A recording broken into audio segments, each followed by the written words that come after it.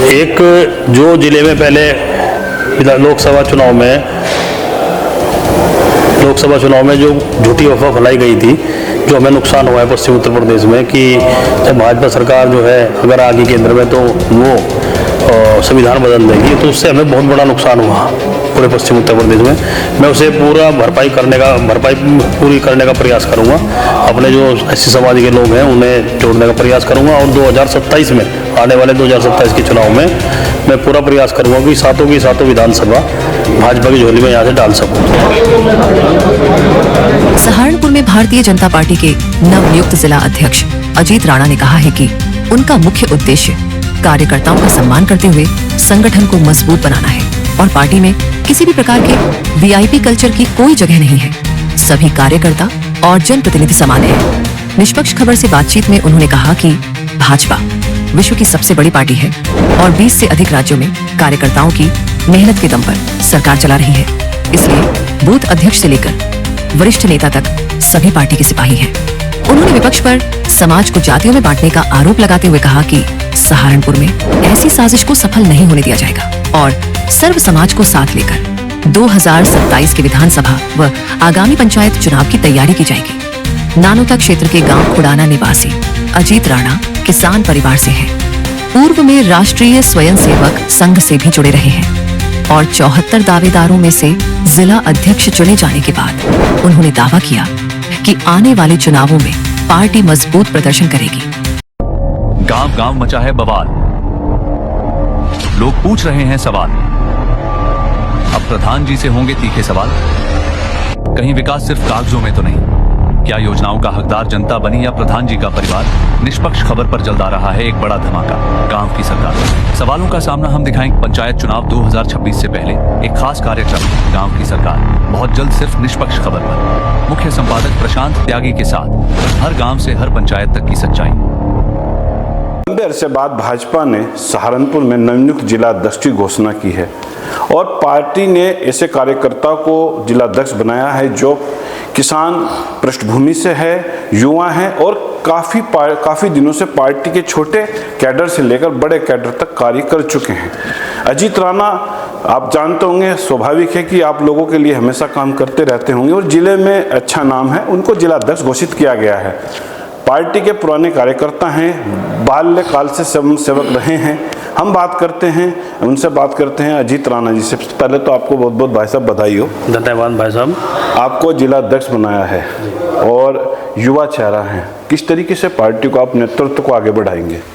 पहले तो मैं अपने शीर्ष नेतृत्व का बहुत बहुत धन्यवाद व्यक्त करता हूँ कि उन्होंने मुझ जैसे एक छोटे से कार्यकर्ताओं को जिला अध्यक्ष बनाया और कहीं ना कहीं मेरे जिला अध्यक्ष बनने से जो छोटे कार्यकर्ता हैं उनमें भी कहीं ना कहीं जब से मैं जिला अध्यक्ष बना हूँ एक उत्साह उमंग नहीं देखने को मिल रही है। आप देख भी रहे हैं बाहर स्थिति क्या है। जैसा मुझे ऊपर से दिशा निर्देश होगा पार्टी का, मैं उसी हिसाब से काम करूँगा। दूसरा, एक जो जिले में पहले लोकसभा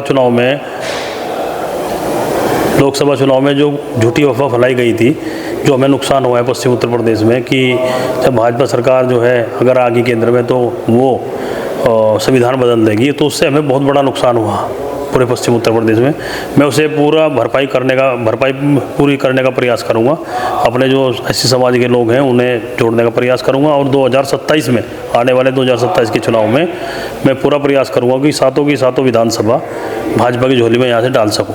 सातों की सातों विधानसभा भाजपा की झोली में जाए। आप युवा चेहरा में देख रहा कि भाई साहब 3 दिन से लगातार आपके यहाँ भीड़ और पूरा जिला जी, वो भी पार्टी के कार्यकर्ता आज मैंने देखे जो कार्यकर्ता कभी पहले 2006-7 में हम पार्टी की बैठकों में देखते तो वो कार्यकर्ता आपके यहाँ खुद आ रहे, मिलने आ रहे।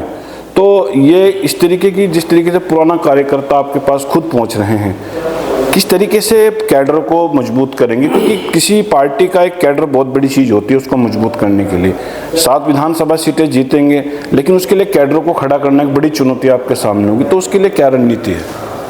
देखिए, सबसे पहले तो मैं प्रशांत जी, भाजपा के पास बहुत बड़ा भाजपा एक समुद्र बन चुकी है। पूरे देश में, पूरे वर्ल्ड में नंबर 1 की पार्टी भारतीय जनता पार्टी है और भारतीय जनता पार्टी में बहुत ऐसे कार्यकर्ता हैं, पुराने कार्यकर्ता, जिन्हें मेरे जिला अध्यक्ष बनने के बाद पार्टी ने मुझे मौका दिया तो उनमें बहुत उत्साह है। आप उन्हें देख भी रहे हैं कि सब लोग लगातार 3 दिन से आ रहे हैं। तो मैं सभी जितने भी कार्यकर्ता, नए कार्यकर्ता हैं, पुराने कार्यकर्ता हैं, सभी को सूचीबद्ध करके सबको सम्मान दूंगा और सबको कहीं ना कहीं पार्टी के कार्यों में लगाऊंगा। एक भाई साहब, जब एक विपक्ष का आपने नैरेटिव देखा होगा, जब लोकसभा चुनाव 2024 में थे तो एक मैसेज दिया गया कि राजपूत समाज नाराज है, नौनाता में महापंचायत हुई। अब जो नैरेटिव उसके डिफरेंट सेम सेंकुलर वाला, अब ये नाराज ये है कि ब्राह्मण समाज नाराज है, ब्राह्मण समाज यूजीसी के नाम पर विरोध कर रहा है।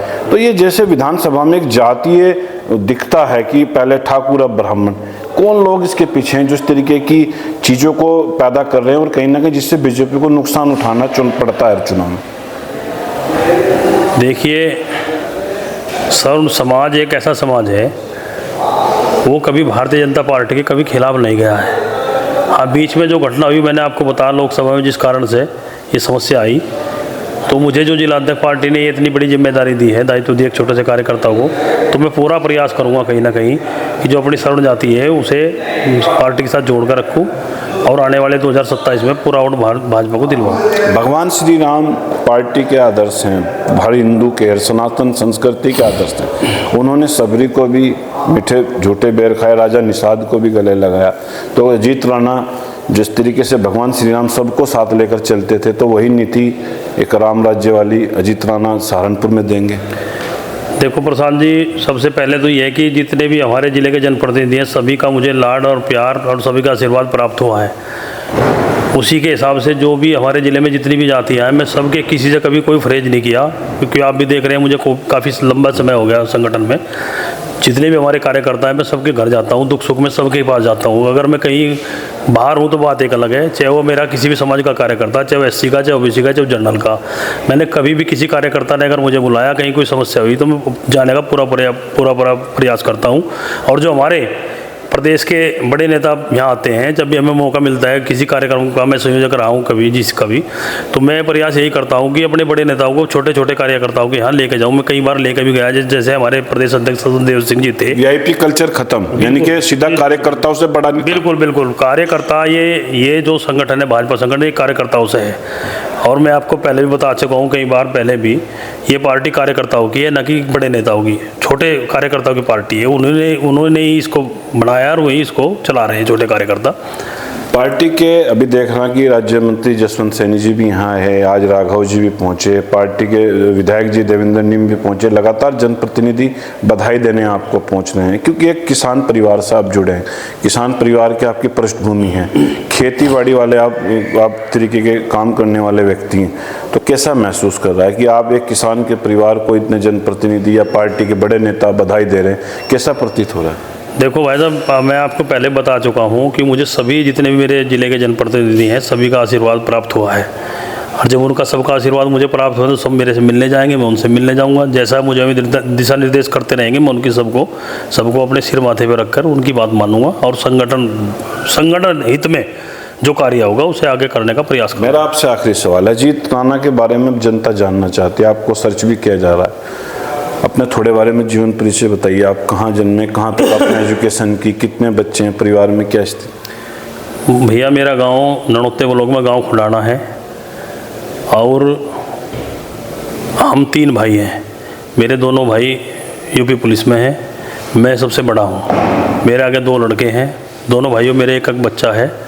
उसके बाद मैं 2003 से लगातार संगठन में हूँ। 2003 में मैं मंडल का महामंत्री रहा, उसके बाद फिर मंडल अध्यक्ष बना मैन बॉडी का, उसके बाद फिर मंडल अध्यक्ष बना, उसके बाद फिर जिला उपाध्यक्ष बना राजपाल चौधरी जी की टीम में, उसके बाद मानवीर जी की टीम में जिला उपाध्यक्ष रहा, विजेंद्र कश्यप जी की टीम में जिला महामंत्री रहा और मैं डॉक्टर महेंद्र सैनी जी की टीम में 2019 से लगातार जिला उपाध्यक्ष रहा हूँ। और लगातार जितने भी चुनाव हुए हैं, कहीं ना कहीं मुझे विधानसभा संयोजकों की जिम्मेदारी दी है।